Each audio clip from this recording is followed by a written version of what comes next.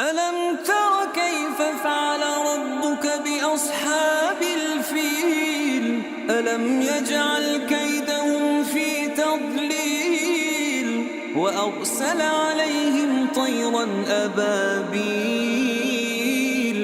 ترميهم بحجارة من سجيل فجعلهم كعصف مأكول.